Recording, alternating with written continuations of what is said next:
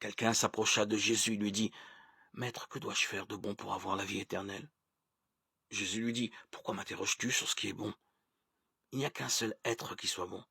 Si tu veux entrer dans la vie, observe les commandements. » Lesquels? Lui dit-il.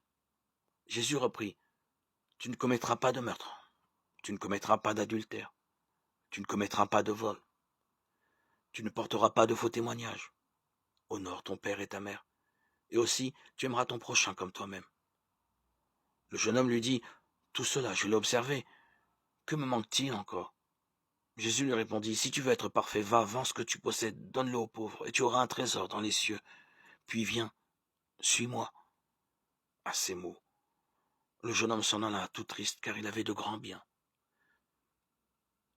Et Jésus dit à ses disciples, « Amen, je vous le dis, un riche entrera difficilement dans le royaume des cieux. Je vous le répète, il est plus facile à un chameau de passer par un trou d'aiguille qu'à un riche d'entrer dans le royaume des cieux. » Entendant ces paroles, les disciples furent profondément déconcertés, et ils disaient, « Qui donc peut être sauvé ?»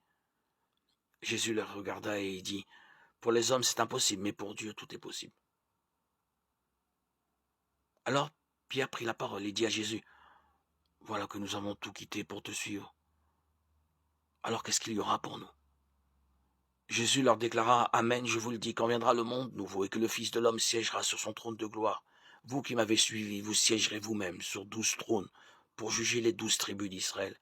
Et tout homme qui aura quitté à cause de mon nom des maisons, des frères, des sœurs, un père, une mère, des enfants ou une terre, recevra beaucoup plus, et il aura en héritage la vie éternelle. Beaucoup de premiers seront derniers, beaucoup de derniers seront premiers. »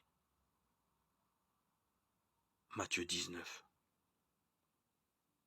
16-30.